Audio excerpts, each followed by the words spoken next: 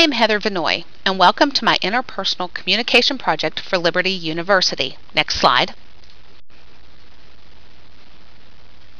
Stewart defines interpersonal communication as the type or kind of communication that happens when the people involved talk and listen in ways that maximize the presence of the personal. Everyone communicates. You cannot avoid it. In a communication skills test, I scored 93 out of 100, but was informed that unless I scored a 100, I had room for improvement. And that's what this project is about, improving my communication. Next slide. Enlarging the conversation is the concept that this course has encouraged us to expand on.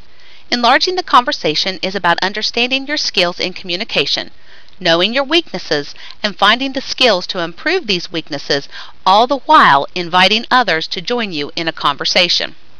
Next slide. Having an overarching goal in life is important because it keeps you focused on what you want to achieve. My overarching goal for interpersonal communication is to not rescue others or jump to solve their problems, and to improve my listening skills, which will enlarge my conversation. Next slide. So the question is, who am I?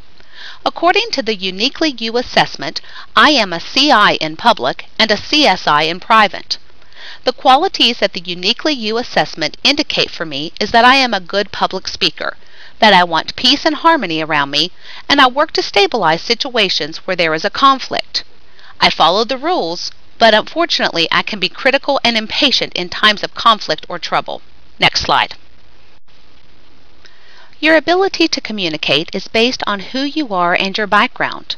Positive qualities that impact my conversations include my ability to be sensitive to others. I am a people person, as my behavior blend suggests, and therefore I have the confidence to speak to people, both publicly and privately, and in big and small groups. Negative qualities include my need to fix others, wanting to please others, and trying to be a perfectionist.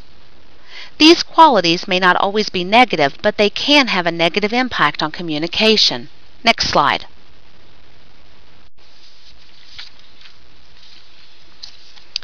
There are many barriers in interpersonal communication. My largest barrier is my desire to rescue people. Both Burley Allen and Peterson explained that rescuing others could actually be doing damage to that person's self-confidence. So what's the plan? To participate in all conversations as a level 1 listener, as Burley Allen instructs us all to do. To understand the role of the listener, Peterson explains the roles of both the listener and the talker during conversations with his talker-listener cards. And finally, Burley Allen sums it up that I must listen to myself in order to grow. Next slide.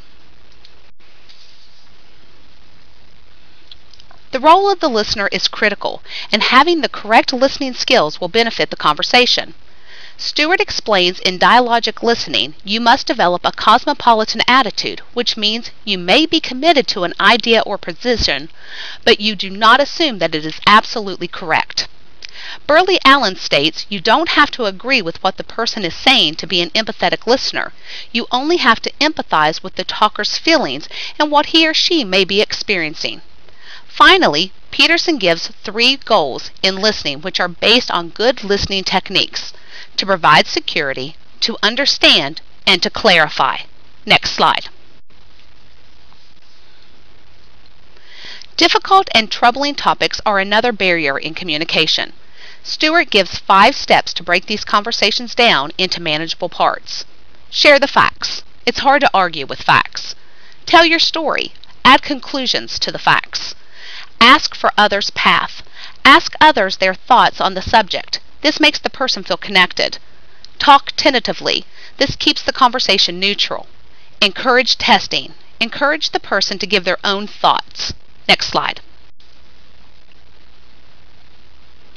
A meta-message is defined as the meaning not said, at least not in so many words, but that what we glean from every aspect of context.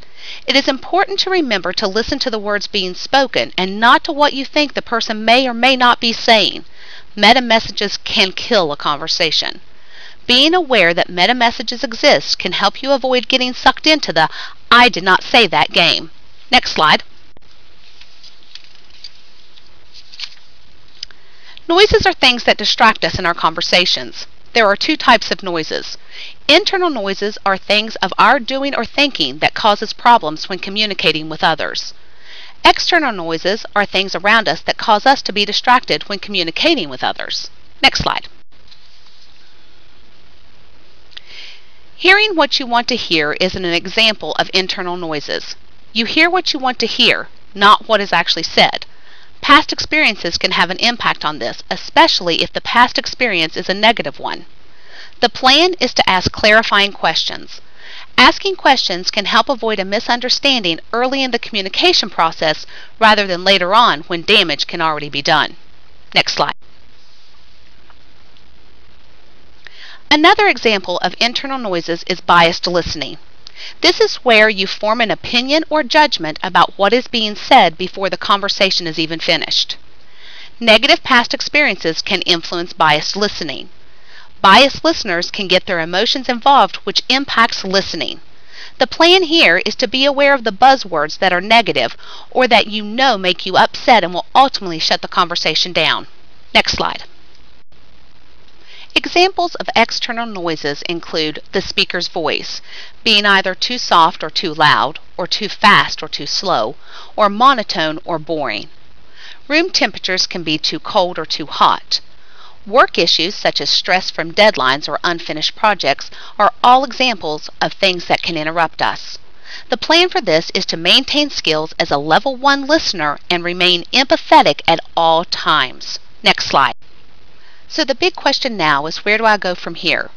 Discovering that others do not need me to solve their problems, but instead to listen to them, moves me to improving my listening skills. As I have already noted, becoming an empathetic listener is the first step, since this moves me out of Peterson's flat brain tango, forcing me to listen to the person in a non-judgmental manner and focuses on the other person's feelings. This removes me from Burley Allen's drama triangle and the role of the rescuer. Next slide. Learn the art of asking questions. The questions that Burley Allen outlined are not intended to take over. Instead, it allows the listener to keep the conversation flowing and focused. If the conversation is understood and complete, asking questions can help the talker reach the solutions they seek. Next slide.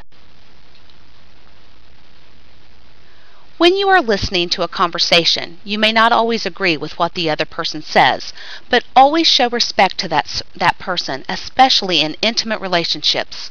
A study conducted on respect found it to be a critical element during communication in order for it to maintain any value.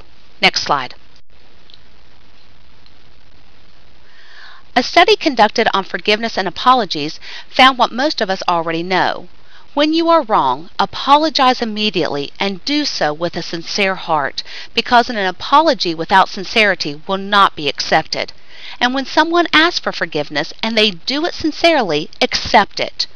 When apologies are granted and ultimately received, healing can take place and help avoid bringing past hurts to future conversations that will have an impact on others. Next slide. This concludes my interpersonal communication project. Thank you for allowing me to share my interpersonal communication thoughts and process with you. God bless. References will follow. Next slide.